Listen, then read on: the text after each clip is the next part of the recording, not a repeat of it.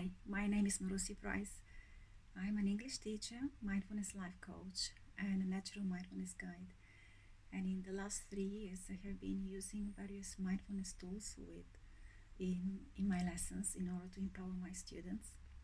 About a month ago, I released my first book, which is called 101 Activities to Teach English Mindfully, which features some of my students' favorite mindful activities, and they are divided into sections such as mindful breathing, using visualizations, the power of gratitude and positivity, how we can involve our senses, using art, and also various reading activities.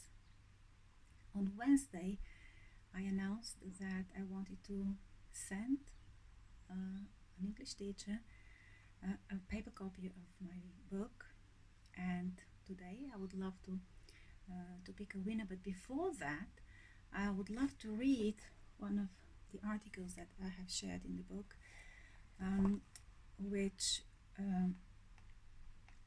explains how mindfulness is changing my students, what changes I have seen in them.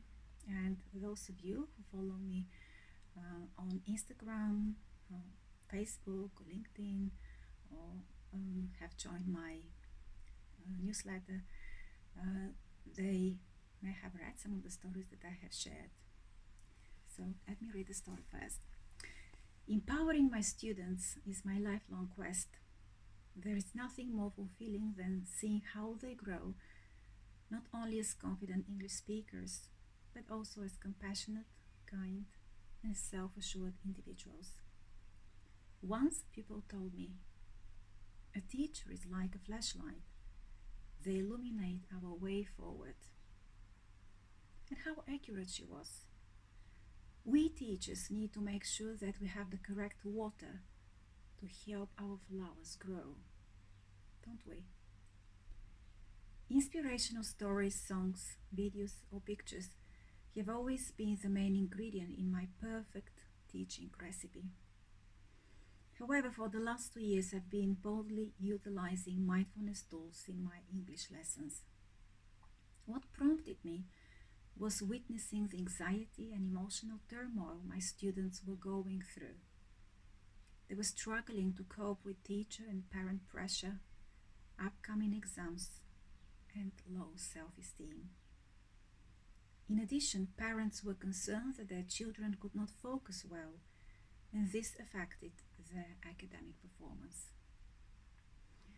So after seeing the powerful effect that mindfulness has had on my personal life, I decided to apply its principles in my teaching practice.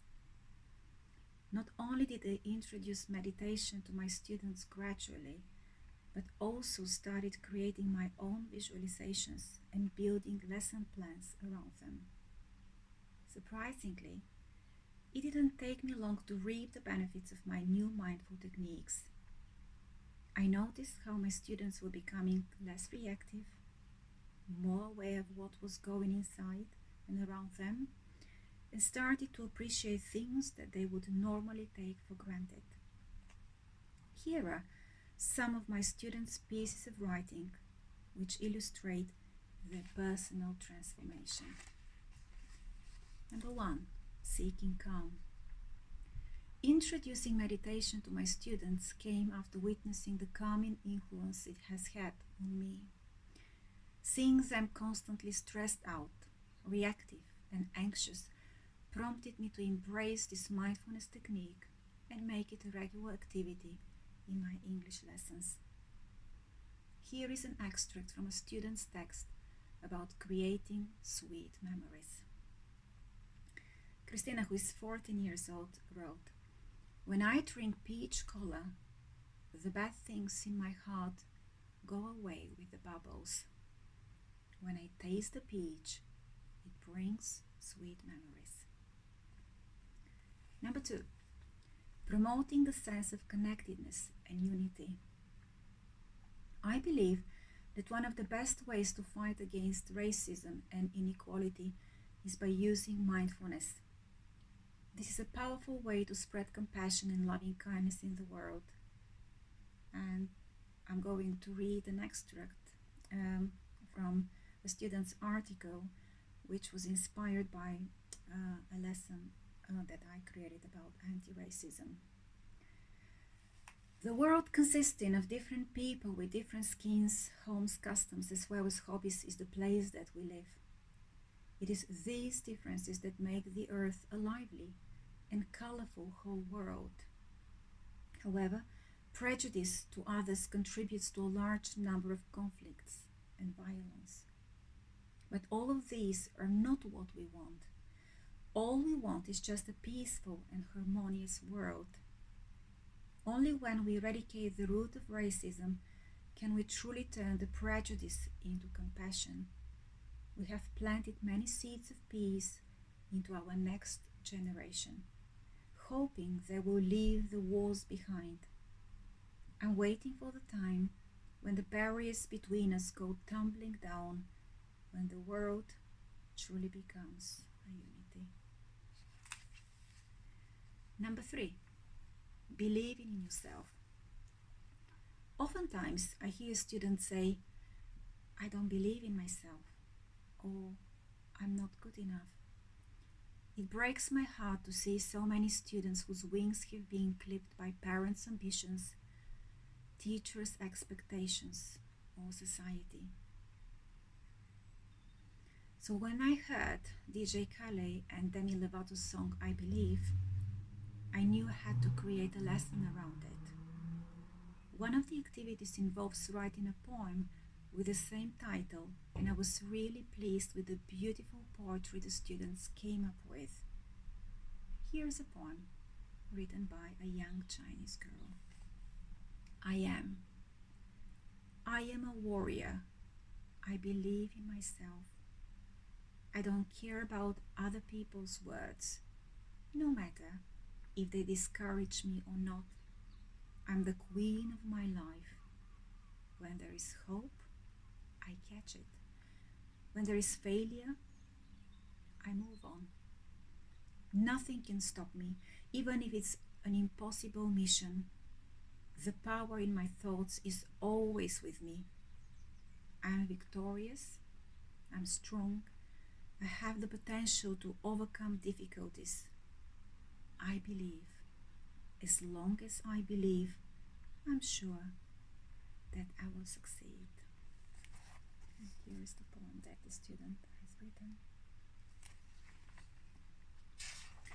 Number 4, being aware of the power of mindful breathing. Goldie Hawn, the founder of Mind Up, says, a happy brain is a brain that can learn. And I couldn't agree more. My students and I often talk about the role of the amygdala and how mindful breathing can help it relax and tell the nervous system, I'm okay. This is an excerpt from a teacher's essay on challenges that young people face nowadays. So Harry, who's 15, wrote the following. Before an exam, I feel how my soul is sucked out of my body. Then I use mindful breathing to calm myself down. And number 5, involving the senses to stay present. One of the ways I'm teaching my students to live in the moment is by waking up their senses every time an opportunity arises. My favorite method is by using visualizations. For the last 2 years, I have been creating my own guided imagery, and my students' positive reaction has been truly inspiring.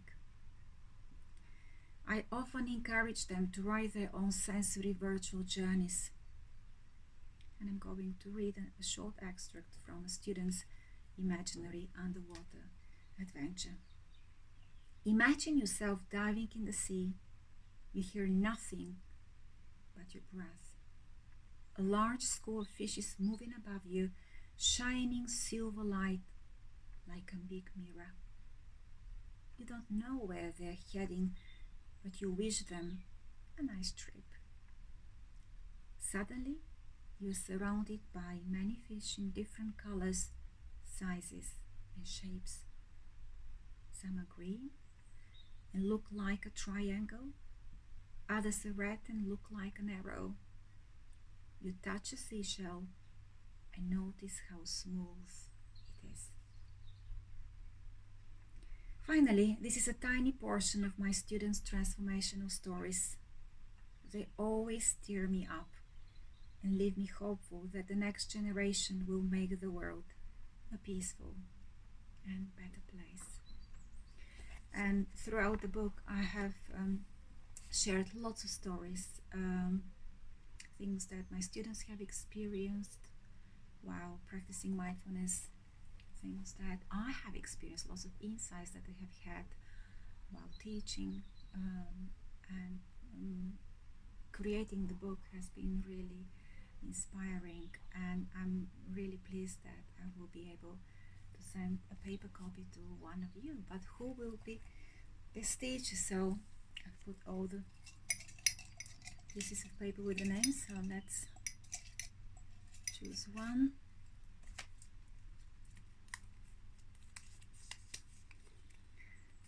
Oh, and the name is Olga Sak. Congratulations, Olga, and I will get in touch with you to get your postal address so that I can send you my book. So have a beautiful weekend, everyone. Bye from me.